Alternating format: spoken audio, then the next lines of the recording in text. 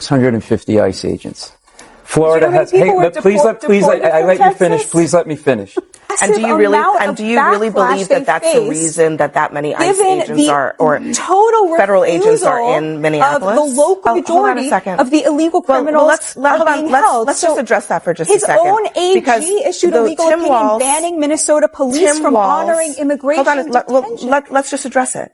It's illegal. Hold on. It's a legally fraught issue. It's, first of all, you're talking about jails. You're talking about prisons. Just imagine it's January 6th and 8-9 Capitol Police have a guy on his stomach and they shoot him 10 times, one of the rioters.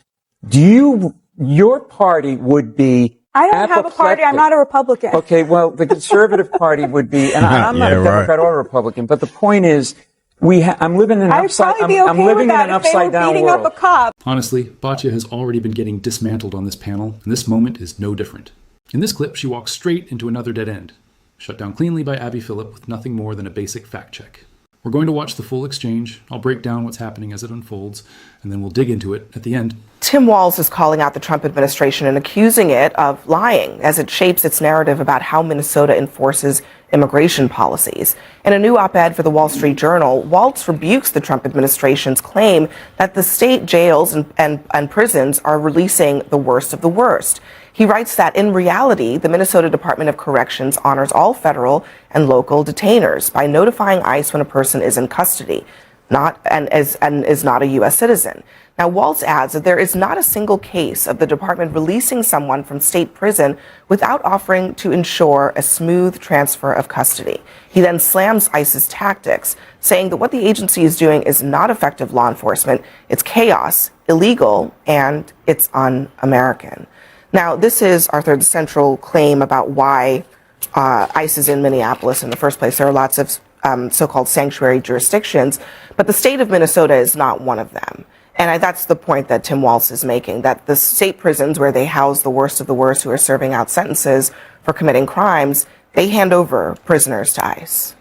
And hypothetically, that's why we haven't seen any of this in New York. Hypothetically, that's what I've been told is that's what the deal that was cut in the last mayoralty is that, okay, we're going to let you go look at Rikers Island, which is the only prison in the 5 boroughs. We're going to let you go into the courthouses, but we're not going to let you pull people out of Target.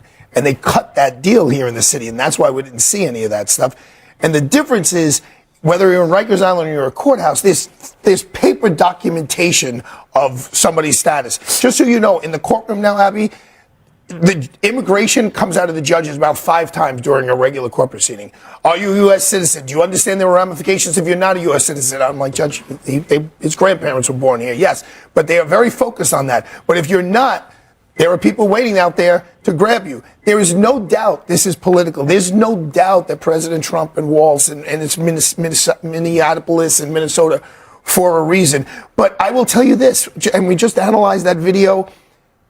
These ICE agents are not trained for this. The NYPD handled all the George Floyd riots, which were horrific. They handled the Columbia takeover. I was here with Anderson Cooper. They quelled all of it without harming anyone. Not one person got hurt. They're trained to de-escalate. The ICE agents are like trained for war. So they're going in and they're just using the most severe tactics. To follow up on that, it is political, it's retribution, and that's why this is happening. Everyone is for getting illegal immigrants out of this country, the bad guys. This has gone beyond that. Let's all recognize that. The viewer at home, respect that they're intelligent enough to understand that. Correct. Texas has 2 million plus illegals, 650 ICE agents. Florida has, please let me finish.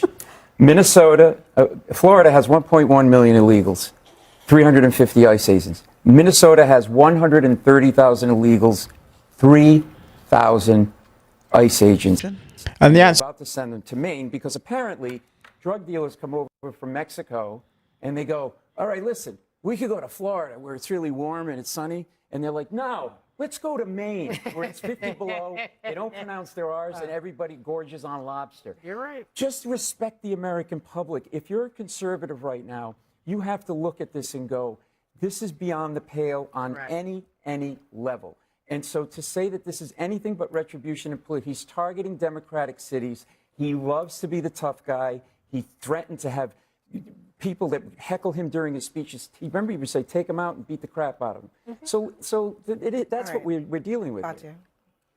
Oh, it doesn't matter how many ICE agents are there. It matters how many deportations are there. The vast majority of the deportations have been from Texas because it has the most number of illegals in it.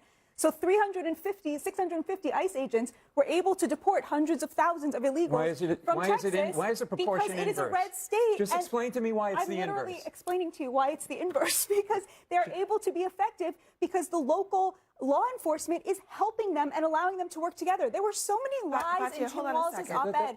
I just want to go through them. Let me just ask you about that. Do you really believe that 3,000 ICE agents are necessary to deport maybe a maximum population of a little over 100,000 undocumented immigrants in American city? You really believe that that's true? Given the massive and do you really, amount and of do you really believe that that's the reason that many ICE agents are, or total federal agents are in Minneapolis? Of the local law enforcement to assist them, I don't think that ratio is so crazy. But do you think that's really why they're there in the first place? I have no idea. I mean, because let me play what Jacob Fry, the mayor, says he thinks happened with all of the lies that are why in they decided to surge immigration officials in his city. Listen.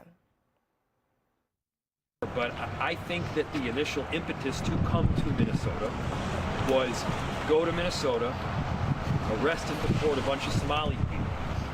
And then they get here and they realize that the Somali people that would be arrested or deported are all illegal. They're American citizens. You can't do that. That's correct. So this was supposed to be about fraud, but now it's about immigration. But the Somalis are Americans, so you can't do them. So we're going to do everybody else. So is the idea that therefore the 100,000 should be able to stay, even though the American people voted to get rid of them? Why the show of force in this particular city right now? And according to Trump and DHS officials, it's actually because of the fraud. But is it because they thought that the people committing the fraud were foreigners when they're really Americans? Possibly, but then what is wrong with then deporting the 100,000 illegals why are we sending ICE and the agents criminals? to investigate fraud? I just want to go through a few of the falsehoods that Tim Walz told in that op-ed. For example, he says ICE has access to state prisons, and therefore they're not depriving them of any access to any criminals. But what he left out was the fact that ICE is prohibited from accessing the county jails where pretrial detention happens, which is where the vast majority of the illegal criminals are being held. Let's just address that for just a second. His own AG issued a legal opinion banning Minnesota police from honoring immigration detention. Let's just address it. Tim Walz is the governor of the state. He's not responsible for the county jail. The sheriff. But he's responsible for not lying in an op-ed in the Wall Street Journal. Hold on a second. The sheriff of Hennepin County, which is just one county, there are many counties in Minneapolis. Some of them do coordinate with ICE. Just one county that you're referring to doesn't allow that coordination to happen. Here's one of the reasons why that might be the case. Because there have been several counties in Minnesota that have been sued by people who have been detained for longer than they were legally allowed to be detained. And the county then had to pay out settlements to those people as a result of those suits. So it's legally fraught. It's a legal. Hold on. It's a legally fraught issue. It's, first of all, you're talking about jails. He's talking about prisons. It's a legally fraught issue. Whether somebody has been accused of a crime, maybe they've been charged, they've been jailed, and then they've been ordered released. Then you keep them. Some places do that, but there's a risk there. But I mean, law license on the line. There's a risk there. So I mean, I'm just laying it out for people because I want people to understand this is not. It's not as simple as the politicians want to make it seem. And so I think that's important. But you said something. You were onto something just a minute ago by asking her the why, and you led to it. There's another reason why they are there, and we're just not talking about it. The other beat of this question is, what about this ransom note that AG Bondi sent? She said, okay, you want us gone? Here are the things that we need. Why do you want the voter rolls? What does that have to do with anything? What do you want the voter rolls and the Social Security? You want privileged, priceless information of individuals there because he understands what goes on. This isn't about, I don't want to talk about whether or not Governor Walz is lying in an op-ed. I want us to stay on track. Why are they even there in the first place? And what are they really doing? Because they're not deporting. To get illegal migrants out of the country, like the president promised he would do, and the majority of Americans voted for. Let's go back it's very simple. to the beginning of this. Trump says he's going to deport violent criminals. no. Well, He he says said he's he going would to be, carry out you the know, largest the impetus of his, deportation effort in he said American violent history. criminals. He said violent He criminals. said He violent comes down criminals. the He said the escalator. largest He deportation calls effort in Mexicans American rapists, history. and he says that he's going to deport violent criminals. And there's been a 222% increase in the detention and arrest of ever committed a crime. These are the folks that take care of our kids, the elderly. These are the farm workers that work our farms. And the American people are upset about that. And not only that, but this is no longer about a green card holder or a TPS recipient or a DACA recipient. This is now about the American people. The 2 people that got shot and killed are American citizens. American citizens, 170 of them have been detained. 20 of them have remained incommunicado for a significant period of time. Kids And that doesn't are include- U.S. born that are doesn't being include deported. necessarily So the American their people, parents. the American people With their are parents. upset. It chose also not to doesn't leave them necessarily, here, that which even is- that number, I don't think even captures the scope of it, because there have been many Americans who've been detained for shorter periods of time for whatever reason, and maybe aren't counted in the arrest records, and then they were released when it was found out that they were citizens. But one other thing I just also want to note, the New York Times has a very important story tonight, also saying 100 refugees with no criminal records from about a dozen countries were arrested in Minneapolis by immigration agents in recent weeks. They were then flown to Texas for interviews and then left when, in one case, left when it was determined that there was no reason to hold her, left without anything, any ability to get back home. I think it's So they're rounding up a lot of people. Some of them are illegal immigrants. Some of them are perfectly legal, have done absolutely nothing wrong, and stranding them somewhere in Texas. Not only are they rounding up people, they're profiling as well. So I think if you and I were to walk outside, it's more prevalent that I will get stopped. I just have to say, let me just also note. And you would. Let me just also note that Citizenship and Immigration Services says in a statement that they are verifying the merits of all refugee applications and ensuring no issues were overlooked. And they're doing so, apparently, people flying them to another state and then determining it at that point. To your point, immigration's been a problem. And people think that the bad guys everybody, left and right, the bad guys have to go. The execution of what's happening now in Minneapolis is gone too far, and I don't understand where the disconnect. Where as a conservative, no one should be disagreeing with that. but No you one can't should get be the, Let me disagreeing put it with to you this way: just imagine it's January 6th, and 8, 9 Capitol Police have a guy on his stomach, and they shoot him 10 times. One of the rioters.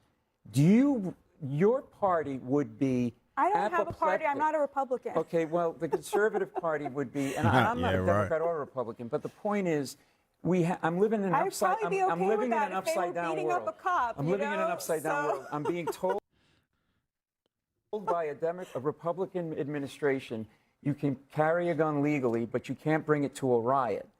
But you can bring it to a protest. But when there's a riot that benefits, the January 6th benefits Republicans, you can bring any weapon you want. Well, double that is standard. the perfect segue to what Yes. we are about to talk about next. Next, how Republicans And none of this should surprise anyone.